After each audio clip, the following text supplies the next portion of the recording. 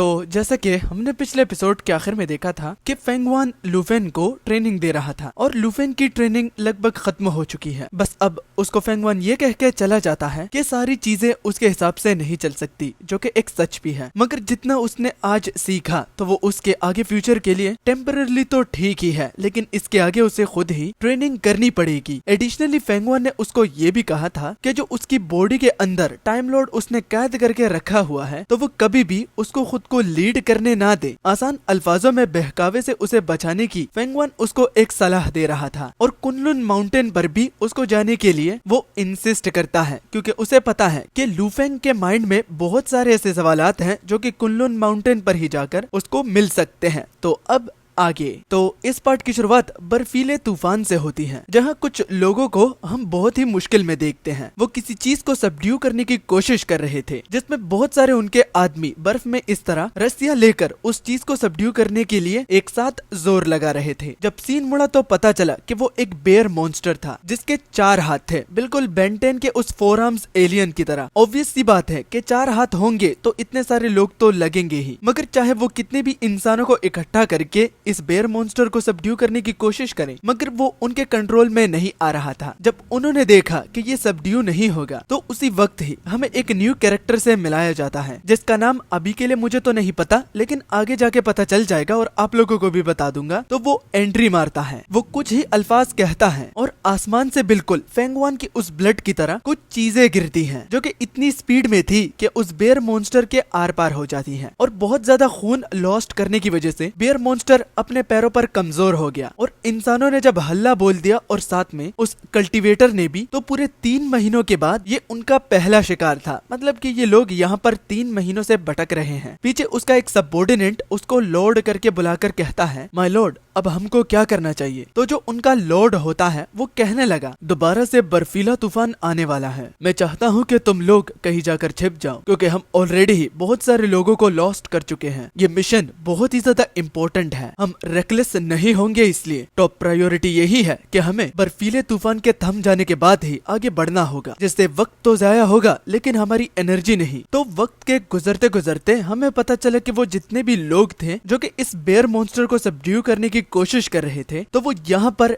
एक कबीला बसाए हुए हैं। मतलब कि इतने बर्फीले पहाड़ पर उनका एक विलेज है और ये मॉन्स्टर आकर उनके विलेज पर काफी ज्यादा शोर मचाते थे और उनके बहुत सारे लोगों को मारकर खा जाते थे। तो उन लोगों ने इस राह चलते कल्टीवेटर, जिसका नाम मास्टर जी हैंग ये लोग करके बताते हैं, तो इनसे मदद मांगी और नतीजा उन लोगों ने देखा कि कैसे इस मॉन्स्टर को, जो कि पूरे 3 महीने से इन लोगों को तंग कर रहा था और इन लोगों के लोगों को खा रहा था, तो एक झटके में उसे गिरा दिया। तो उनमें से एक, जो कि इस विलेज का चीफ होता है, वो कहने लगा, खड़े खड़े मास्टर जी हैंग का मुंह क्यों देख रहे हो, जल्दी से इनको थैंक यू बोलो, अगर ये यहाँ पर नहीं आते तो ये हमारे पूरे बस्ती के इंसानों को खा जाता। और उस बंदे की बात को सुनकर सभी लोग मास्टर जी हैंग को अपना ग्रेटिट्यूड और अप्रिशिएशन शो करते हैं कि उनके आने के बाद उनकी कितनी बड़ी हेल्प हो गई। अब कहानी एक अलग मोड़ ले लेती है और हमारे मेन प्रोटैगनिस्ट लूफेंग पर आती है, जो कि कह रहा था, साला कांड ही जम गई मेरी, इससे अच्छा वहाँ पर बैठकर आलू ही खा लेता। लूफेंग को इस बात को लेकर बहुत गुस्सा आ रहा था और वो बहुत ज्यादा इरिटेटेड था कि फेंगवान कविताओं में बात क्यों करता है। वो स्पेसिफिकली क्यों नहीं बताता कि वहाँ पर उसकी गांड जम सकती थी। वो बहुत दिनों से चल रहा था लेकिन एक गांव भी उसने नहीं देखा। ऊपर से अजीब बात वो ये नोटिस करता है कि आसमान लाल है। मतलब कि इतना तो उसे समझ में आ जाता है कि इस जगह पर उसे मॉन्स्टर्स का सामना तो करना पड़ सकता है, लेकिन क्या वो उसका मुकाबला कर पाएगा, ये तो वो वक्त पर ही छोड़ता है। अभी के लिए तो सिर्फ उसे आसमान में कुछ चीज नजर आती है, जिसकी ओर जब वो गौर से देखता है तो वो और कुछ नहीं बल्कि 4 मॉन्स्टर्स होते हैं, जो कि ऊपर से सीधा उस पर लैंड करने के लिए आते हैं। जो ही उन्होंने लैंड किया तो वो कहने लगे,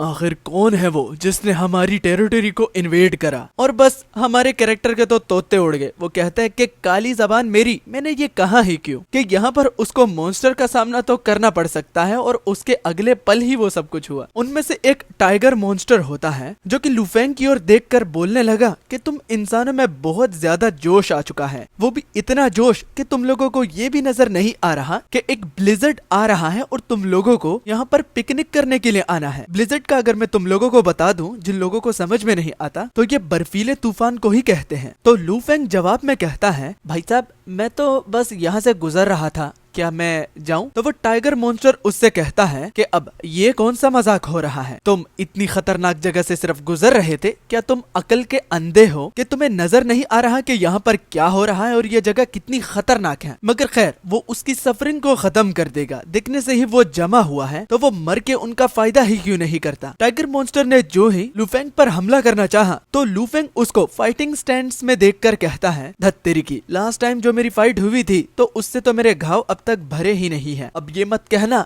कि एक एक करके इन सब से अब मुझे लड़ना पड़ेगा, मगर जब तक कुछ होता तो उससे पहले पीछे। अब ये कौन सा जानवर है समझ नहीं आ रहा, लेकिन इसको हम जनरल नंबर 2 ही बुलाएंगे। वो टाइगर जनरल से कहता है कि रुको मेरे भाई, इस बंदे की बॉडी से जो ऑरा निकल रहा है तो वो हमारे जैसा है, तो इसका मतलब ये इंसान नहीं है। मिसअंडरस्टैंडिंग में तुम अपने ही लोगों को मार डालते। तो टाइगर जनरल कहता है, क्या ये एक मॉन्स्टर है? मॉन्स्टर इतने छोटे कब से होने लगे? तो जनरल नंबर 2 टाइगर जनरल से कहता है कि देखो, इसकी बॉडी से कोई भी स्पिरिचुअल पावर नहीं आ रही, और दूसरा, अगर तुम इसकी बॉडी पर गौर करो तो तुम्हें इससे हमारी जैसी ही सेंट आएगी। सेंट यानी कि बदबू या फिर खुशबू। तो ये देखकर टाइगर जनरल कहता है कि हाँ ठीक कहा, ये दिखता तो इंसान है लेकिन इसमें पित्तू सा भी स्पिरिचुअल पावर को मैं सेंस नहीं कर पा रहा। हालांकि अगर देखा जाए कि अगर इंसान का बच्चा एक पैदा भी होता है तो उसमें भी थोड़ी बहुत स्पिरिचुअल पावर होती है, लेकिन इसमें तो बिल्कुल भी नहीं है, तो इसका मतलब ये इंसान नहीं है। तुमने बिल्कुल ठीक कहा। और additionally tiger general second general से सॉरी भी कहता है कि वो डिस्ट्रैक्ट हो गया था, और अगर डिस्ट्रैक्शन में वो इसको मार डालता तो वो खुद को कभी भी माफ नहीं कर पाता। अब इन सब बातों को लुफेंग तो सुन रहा था, लेकिन वो अपने मन ही मन कहता है, अब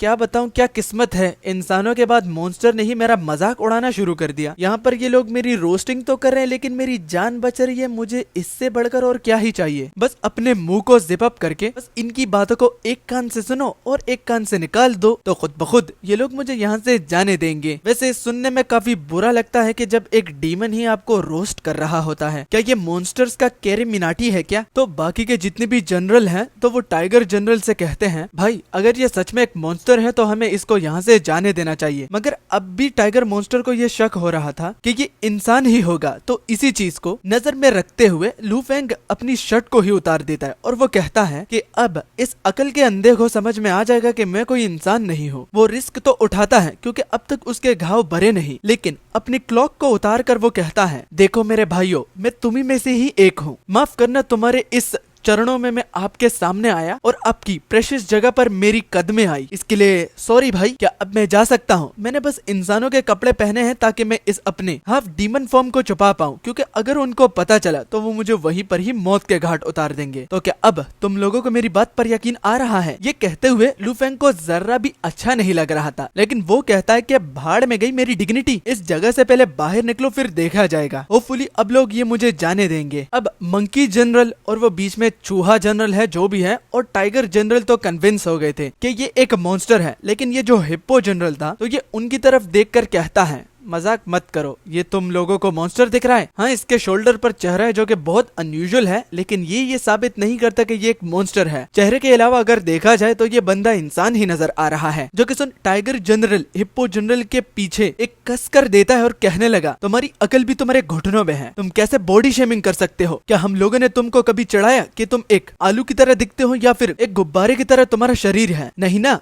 तो चुप रहो। हिप्पो जनरल को रोस्ट करके वो भी कन्विंस हो गया, मतलब कि घी सीधी उंगली से नहीं निकल रहा था तो उंगली टेढ़ी करनी पड़ी। बस आखिर में टाइगर जनरल हिप्पो जनरल से ये कहता है कि वक्त के साथ साथ मॉन्स्टर इवॉल्व करने लगे हैं, तो ये क्या ही बड़ी बात है। बस इसकी सेंट को देखो तो तुम्हें ये रियलाइज हो जाएगा कि ये हम में से ही है। बाद में वो लुफेंग की ओर देखकर कहता है, माफ करना मेरे भाई, तुम पर कुछ ज्यादा ही शक कर रहा था। तुम हम में से ही एक हो, इस बात को कोई भी चेंज नहीं कर सकता। देखने से तुम्हारी हालत बहुत ही ज्यादा खराब लग रही है, इसका मतलब इससे पहले भी तुमने फाइट करी हुई है, तो अब मेरा ये फर्ज बनता है कि तुम मेरे इलाके में हो तो मैं तुम्हारा अच्छे से देखभाल करूं। जो कि सुन लुफेंग मना कर देता है और कहता है कि नहीं नहीं बिग ब्रदर, आपको इतनी मुशक्कत करने की कोई भी जरूरत नहीं है, मैं तो बस गुजर रहा था और अब आप मुझे जाने दीजिए। ये कहते हुए इतनी तेज तूफान में भी उसको पसीना आ रहा था और उसकी नाक निकल रही थी। तो लुफेंग के आंसर को सुनकर वो सारे लोग कहने लगे, ओ तो वाकई में आप यहाँ पर नए नए आए हो, शायद से आपको पता नहीं है, लेकिन यहाँ पर कुछ अजीब हो रहा है। जब लूफेंग ने उससे पूछा कि क्या अजीब हो रहा है, तो टाइगर जनरल कहता है कि यहाँ पर दरअसल एक प्रीस्ट आया है जो कि टाओ प्रीस्ट है। वो 3 महीनों से यहाँ पर है और वो हमारी काइंड को काफी ही ब्रूटल तरीके से मार रहा है, वो भी इन 3 महीनों में। तो अगर आप इस तरह अकेले जाओगे तो वो आपके सामने आएगा और फिर आपको पता होगा कि आपका क्या हल होने वाला है। तो अच्छा यही होगा कि आप एक पैक में जाइए, मतलब कि हम आपके साथ जाएंगे, लेकिन उससे पहले आपकी कंडीशन का भी तो हमें ख्याल रखना होगा। अब उस ताओ प्रीस्ट के बारे में सुनकर लूफेंग कहता है कि wow thank you so much बताने के लिए, लेकिन अंदर ही अंदर वो कहता है मूर्ख, ये मेरे लिए सबसे सेफेस्ट रास्ता है। अगर तुम मुझे जाने दोगे तो मैं यहाँ से जल्द निकल जाऊंगा, टाइम यहाँ पर गुजारूंगा तो तुम लोगों के साथ मैं भी मारा जाऊंगा। लेकिन वाकई में वो जो जनरल्स होते हैं वो हमारे लूफेंग की कंडीशन को लेकर बहुत सीरियस होते हैं। टाइगर जनरल उसको एक प्रपोजल देता है कि वो उसके साथ क्यों नहीं आता जब तक उसके घाव भर नहीं जाते, और वैसे भी अगर आज के दिन वो यहाँ से अकेला जाएगा तो बहुत तेज तूफान आने वाला है जिसकी वजह से उसकी जान जा सकती है। मगर अंदर ही अंदर जनरल टाइगर की बात को सुनकर लूफेंग कहता है कि सबसे बड़ा खतरा तो ये है कि मेरा तुम लोगों के साथ वापस तुम्हारे डेन में जाना है। मगर वो खुद को काम डाउन करता हुआ कहता है कि अगर उसका कवर एक्सपोज हुआ तो उसके हाथों भी वो मरेगा और इन लोगों के हाथों भी वो मारा जा सकता है। जल्द से जल्द उसे एक बहाना ढूंढना होगा ताकि वो इन लोगों को बताए और ये लोग उसकी जान छोड़ दें। तो अपना बहाना सुनाता हुआ लूफेंग उनसे कहता है कि माफ करना मेरे भाई, मेरी और तुम्हारी ये पहली मुलाकात हो रही है। मेरे अपने गोल और मेरे अपने रास्ते हैं। मैं नहीं चाहता कि मेरे रास्ते में कोई आए और उसको चोट पहुंचे। मेरा रास्ता बहुत ही ज्यादा खतरनाक है। मेरा तुम्हारे साथ यहाँ पर खड़ा रहना ही खतरनाक है। तो मैं नहीं चाहता कि राह चले में किसी अनजान आदमी जिससे मैं सिर्फ एक मर्तबा ही मिल रहा हूँ वो मेरी वजह से मर जाए। मेरी फिक्र करने की कोई भी जरूरत नहीं और तुम्हारी काइंडनेस के लिए बहुत बहुत शुक्रिया। अब मुझे लगता है कि मुझे यहाँ से जाना चाहिए क्योंकि यहाँ पर मैं सिर्फ वक्त की बर्बादी कर रहा हूँ, वो भी खड़े खड़े होकर, क्योंकि दोनों में से कोई भी एक दूसरे की बात को मान नहीं रहा। यह कहकर वो उनको अलविदा कहता है और कहता है कि बाद में मुलाकात होगी अगर किस्मत हुई तो। मगर अंदर ही अंदर वो कहता है कि बाद में कभी भी मुलाकात नहीं होगी और मैं ऐसा कभी होने भी नहीं दूंगा। लेकिन अगर गाइस ऑनेस्टली देखा जाए तो ये टाइगर जनरल बहुत ही ज्यादा अच्छा है। और तुम्हें क्या लगता है, क्या ये इसका कोई सगा भाई होगा? क्या कभी तुम लोगों के साथ इस तरह हुआ है कि राह चले एक अनजान आदमी तुम्हारे साथ इतना अच्छा कर रहा हो? कमेंट सेक्शन खुला है तो जरूर बताना। मगर जाते वक्त भी टाइगर जनरल उससे कहता है कि नहीं मेरे भाई, मेरे साथ इतना पोलाइट होने की कोई भी जरूरत नहीं। अब मेरा दिमाग खराब हो रहा है क्योंकि इन दोनों का साथ निभाया साथिया हो रहा है। होपफुली ये इन लोगों की सीरीज अलग से नहीं बनाएंगे। मगर लूफेंग उसकी बात को नहीं सुनता। सीरीज का शुरू होते ही दी एंड कर देता है और वहाँ से जाने लगता है। मगर अब चीजें अच्छी चल रही हो और एक शैतानी ना हो तो ये तो हो नहीं सकता। तो वहाँ पर हुलोंग आ जाता है, यानी कि द टाइम लॉर्ड, जो को उसको दोबारा से अपने डोमेन में लेकर चला जाता है। और वो लूफेंग से कहता है कि इनके साथ लड़ क्यों नहीं रहे? तुमने तो खुद ही कहा था कि तुम राक्षसों को मारना चाहते हो, किसी एक को भी नहीं छोड़ोगे, तो इन लोगों को क्यों छोड़ रहे हो? क्या तुम्हें डर लग रहा है या फिर तुम्हें इन लोगों पर दया आ रही है? फिक्र मत करो, जो भी तुम फील कर रहे हो तो आखिर में तो तुम ही जीतोगे। तो क्या तुम इन लोगों के साथ लड़ना चाहते हो? तो लूफेंग हुलोंग की बातों को सुनकर उससे सवाल करते हैं कि क्या मैजिक के बगैर मैं अब भी लड़ सकता हूँ? तो वो उसकी घबराहट को देखकर कि मैजिक को लेकर ये इतना ज्यादा खौफजदा हो रहा था, तो उससे कहता है कि तुमको बहुत कुछ सीखना है। बातें करने के दौरान उसे फील होता है कि ये उसके दिमाग पर हावी हो रहा है। लूफेंग दोबारा से अपने कंसंट्रेशन मोड में चला जाता है। मगर जो ही उसने ऐसा किया तो वो खून की उल्टियां शुरू कर देता है, क्योंकि उसकी जो पास्ट की फाइट की जो इंजरीज है वो अब तक हील नहीं हुई और अब वो खून की उल्टियां करने लगा है। वो भी सिर्फ इस कारण क्योंकि उसकी इंजरीज हील नहीं हुई और उसको अनकंफर्टेबल फील हो रहा है। मतलब कि मामला तो खराब है इसके लिए। मगर वो पुश करता है और दोबारा से कंसंट्रेशन मोड में जाकर और ज्यादा उल्टियां करके वो खुद को स्टेबल तो कर लेता है, लेकिन वो बर्फ में गिर के बेहोश हो जाता है। धत्तेरी की, इसकी किस्मत तो मुझसे भी ज्यादा खराब है। कभी स्टोरी टाइम सुनाऊंगा कि मेरी किस्मत इससे क्यों ज्यादा खराब है। अगर जानना है स्टोरी टाइम तो कमेंट में लिख देना कि वोट फॉर स्टोरी टाइम। अच्छा, तो अपनी स्टोरी पर दोबारा वापस आते हैं। अब कुछ देर के बाद लूफेंग की आंखें खुल तो जाती हैं, लेकिन वो नोटिस करता है कि वो हलचल में है। मगर उसकी मेमोरीज अच्छी है, बेहोश होने के बाद भी उसे याद है कि लास्ट टाइम तो वो बेहोश हो गया था। तो जब उसने नोटिस किया तो हिप्पो जनरल उसे अपनी पीठ पर बिठाकर लेकर आ रहा था, सॉरी कंधे पर बिठाकर। लूफेंग डायरेक्ट टाइगर जनरल से सवाल करता है कि भाई मैं यहाँ पर क्या कर रहा हूँ और उस वक्त के बाद क्या हुआ फिर? तो टाइगर जनरल बोलता है कि भाई तू तो बेहोश हो गया था और खून की उल्टियां भी कर रहा था, तो मैं वहाँ पर अकेला हम कैसे छोड़ सकते हैं जब तुम हम में से ही एक हो। तो आई एम रियली सॉरी, तुम नहीं चाहते थे लेकिन फिर भी हमें तुम्हें वापस अपनी जगह पर लेकर आना पड़ा। तो जब लू फेंग कहता है कि वापस कहाँ, तो टाइगर जनरल उसे सामने का नजारा दिखाता हुआ कहता है हमारे घर, और कहाँ भाई। ये सुनकर वो रोने लगता है क्योंकि देख टाइगर जनरल कहता है क्या ये खुशी के आंसू है? अरे भाई रो मत, मुझे फिर बुरा लगता है। बस अगर तुम्हें मेरा एहसान चुकाना है तो अगर तुम्हारी कोई बहन हो तो मैं अपने भांजे की शादी उससे करवाना चाहता हूँ। What the fuck. अब इसके बाद टाइगर जनरल लू फेंग के कंधे पर हाथ रखकर कहता है भाई तू थक चुका होगा ना, तुम्हें एक साथ कुछ खाना है क्या? तो ये कहते हुए टाइगर जनरल के चेहरे को देखकर लू फेंग के फटके हाथ में आ जाती है। ये दिल का बहुत अच्छा है लेकिन एक्सप्रेशन अच्छे नहीं बनाता। तो लू फेंग उसके चेहरे को देखकर ही कहता है नहीं नहीं, मैं सुपर डुपर फुल हूँ, मुझे नहीं खाना। और मना करने का रीजन भी एक ये होता है कि इन लोगों का खाना ऑब्वियसली इंसान ही होगा, मगर किस्मत खराब, जो ही वो कहता है कि मैं फुल हूँ तो उसके पेट में तो चूहे दौड़ रहे थे और इतनी आवाज आती है कि टाइगर जनरल उसे सुन लेता है। अब इसका बहाना वो क्या देगा कि मैंने पात दिया या फिर आलू खा लो। तो अब वो उसे घसीटता हुआ लेकर आता है और टाइगर जनरल बोला कि भाई आप फिर से पोलाइट बनने की कोशिश कर रहे हो, इसको अपना ही घर समझ लीजिए। जब टाइगर जनरल लू फेंग को लेकर आ रहा था तो उस बस्ती में जितने भी मॉन्स्टर थे तो वो उसकी ओर देखकर कहने लगे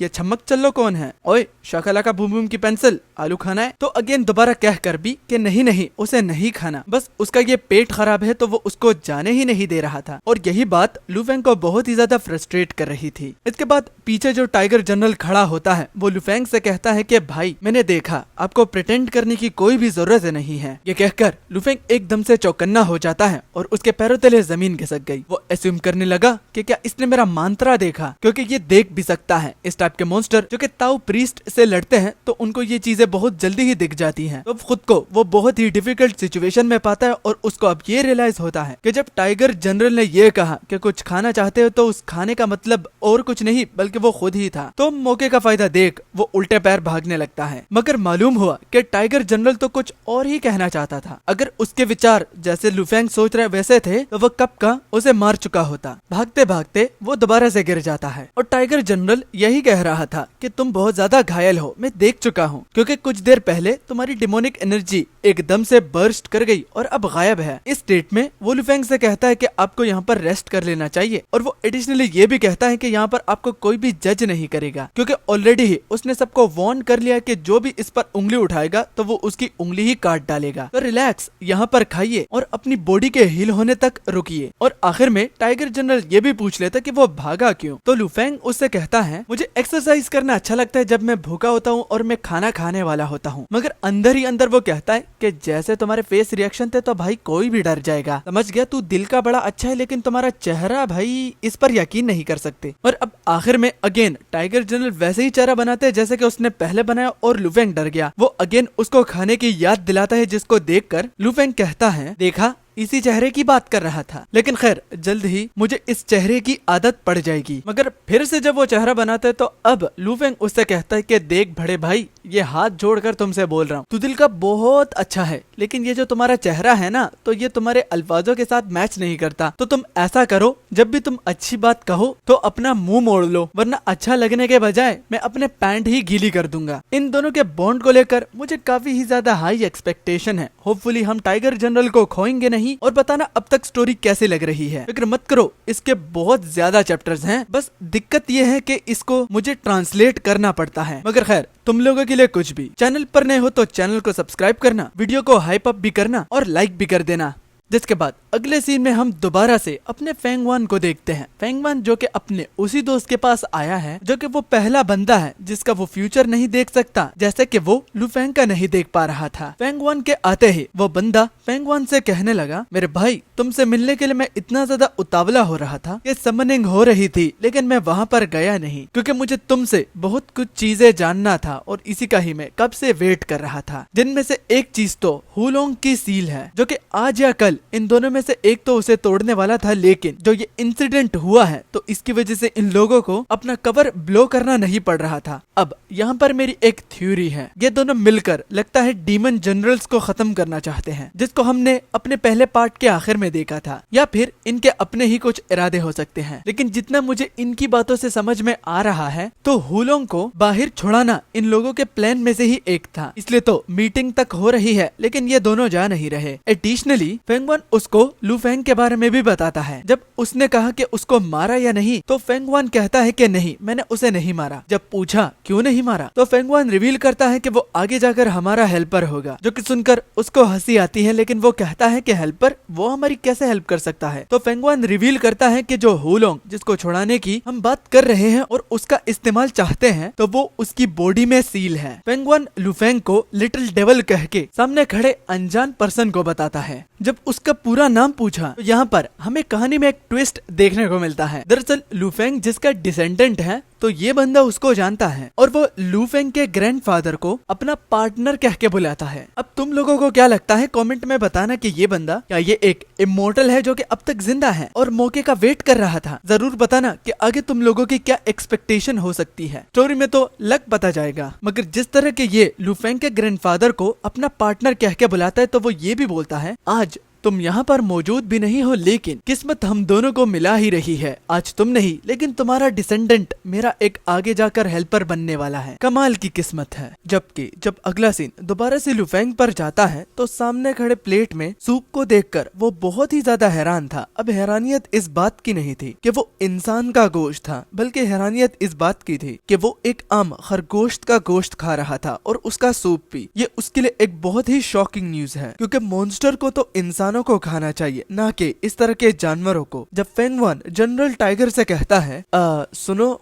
ये सूप ये तो नॉर्मल है, तो जनरल टाइगर कहते हैं कि हाँ मेरे भाई ये नॉर्मल सूप है और हम नॉर्मल सूप ही खाते हैं। तो लुफेंग उससे कहता है मुझे माइंड मत करना, लेकिन मैं सिर्फ पूछना चाहता हूँ क्योंकि खाने को देखकर मुझे लगा हम कुछ और ज्यादा खाएंगे। इनडायरेक्टली लुफेंग टाइगर जनरल से कहता है कि वो इंसान को क्यों नहीं खा रहे, जिसको टाइगर जनरल को एक्सप्लेन करने की जरूरत भी नहीं और वो समझ लेता है। और वो लुफेंग से कहता है कि आई एम रियली सॉरी, लेकिन मैं आपके लिए अपने मॉरल्स को क्रॉस नहीं कर सकता। जब वो मॉरल्स की बात करता है तो लुफेंग बहुत ही ज्यादा हैरान हुआ और आगे उसे पता चला कि इनके मॉरल्स ये है कि ये इंसान का गोश्त नहीं खाते। हाँ, बाकी लोग अगर खाना चाहते हैं तो वो खा सकते हैं, लेकिन इस बस्ती में कोई भी नहीं खाएगा, ये यहाँ का रूल है। और एडिशनली टाइगर मॉन्स्टर ये भी कहता है कि जब वो इंसानों का गोश्त खाते हैं तो उसने अपने लोगों से सुना कि उसको ज्यादा खाने के बाद तुम्हारे ब्रेन में एक वियर्ड सी फीलिंग आती है, तुम अपना दिमाग खो बैठते हो और अपने ही लोगों को खाना शुरू कर देते हो, जो कि बहुत ही अनयूजुअल बात थी। और लुफेंग ये सुनकर अपने मन ही मन कहता है वैसे ये चीज अगर तुम्हें पता होगी तो क्या तुमने किसी इंसान को खाया है? देखने से तो लगता नहीं, क्योंकि मॉन्स्टर्स का काम ही है इंसानों को खाना। ये मॉरल्स तुम लोगों के लिए जिसने भी बनाए हैं तो शायद से वो खुद ही सब इंसानों को खाना चाहता है, इसलिए तुम लोगों को इस तरह मॉरल्स बताकर रोक रहा है। वैसे चाहे जो भी हो, लेकिन अपने सामने नॉर्मल सा सूप देखकर वो बहुत ही ज्यादा खुश हुआ। इतना खुश जब वो उसे पीने लगता है तो उसके आंसू बाहर आने लगते हैं। वो भी सिर्फ इस कारण की वजह से क्योंकि 3 दिनों तक वो चल रहा था, उसके पास पीने के लिए कोई पानी नहीं था और अपनी भूख मिटाने के लिए कोई खाना नहीं था। तो उसको पीकर वो कहता है कि फाइनली मैं अपनी बॉडी में कुछ तो डाल रहा हूँ, वरना मुझे ऐसा लग रहा था कि आज भी मैं यहाँ पर कुछ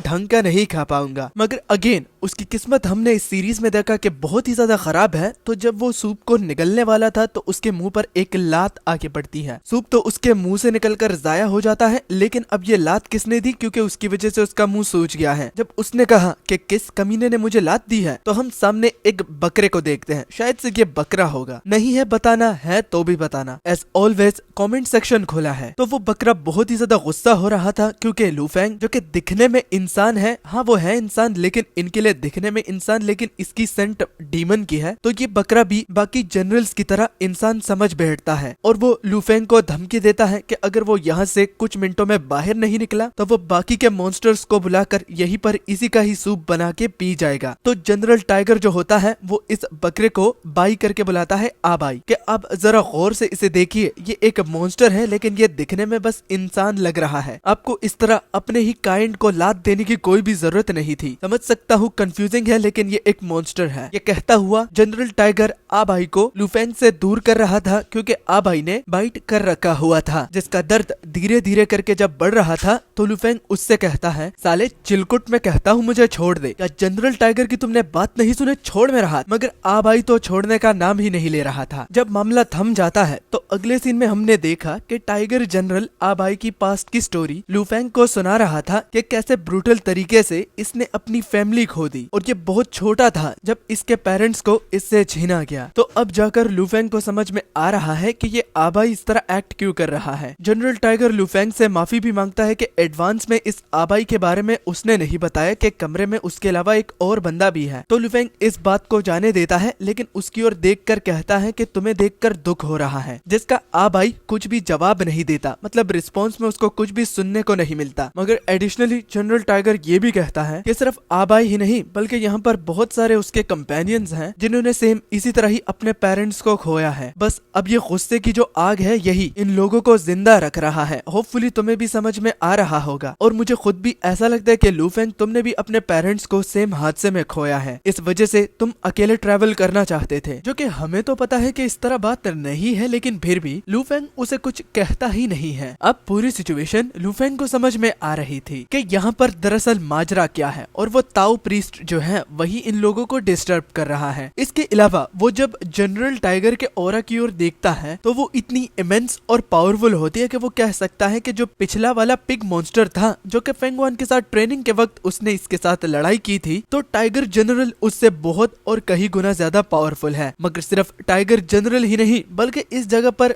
जितने भी मॉन्स्टर्स हैं तो वो उस पिग मॉन्स्टर से बहुत ही ज्यादा पावरफुल है। और सबसे बढ़कर अब लुफेंग को जानना था कि आखिर वो ताओ प्रीस्ट कितना पावरफुल है, वो चाहता क्या है और वो यहाँ पर करने क्या आया है। लुफेंग अपनी इंफॉर्मेशन को शेयर करता हुआ ये बताता है कि अगर तुम लोगों का पावर लेवल इतना है और वो सिर्फ एक ताओ प्रीस्ट जो है तो वो तुम लोगों पर भारी पड़ रहा है, तो इसका मतलब उसका लेवल बहुत ज्यादा होगा। जिसके साथ टाइगर जनरल भी एग्रीड करता है। जब हमारे प्रोटैगनिस्ट ने उसकी अपीयरेंस के बारे में पूछा कि वो कैसा दिखता है तो टाइगर जनरल बस एक लोगो के बारे में बताता है कि ये चीज उसकी अपीयरेंस का मैं तुम्हें बता सकता हूँ। जब वो उस लोगो को ड्रॉ करता है तो वो one of the 3 immortal sect का एक मेंबर होता है। अच्छा, एक्सप्लेनेशन को रोककर तुम लोगों से एक सवाल है, क्या वो ये जो ताओ प्रीस्ट की बात कर रहा है ये कोई और डिसेंडेंट हो सकता है? स्टोरी में तो लग पता जाएगा, लेकिन इससे पहले वीडियो को पॉज करके कमेंट में बता देना। अच्छा, तो जो लोगो जनरल टाइगर बताता है तो वो कुनलुन सेक्ट के इमॉर्टल्स का ग्रुप होता है। इसके अलावा 2 और है जिसमें से चूशन आता है, ये ड्रैगन का, और ये दूसरा जो फीनिक्स है तो ये पेंगलाय है। 3 इमॉर्टल्स के अपने अपने सेक्ट बने थे और ये ताओ प्रीस्ट जो है ये कुनलुन सेक्ट से है। मगर अब सवाल ये उठता है कि डिसाइपल यहाँ पर क्या कर रहा है, वो भी कुनलुन सेक्ट का, क्योंकि जितना हमें लुफेंग बताता है तो इस सेक्ट के डिसाइपल जो है तो वो इस जगह पर उनका होना ही एक रेयर और अजीब बात है। वो इस तरह की जगह पर तो इन्वेजन करते ही नहीं है। तो अब जब लुफेंग ने सवाल करा, टाइगर भाई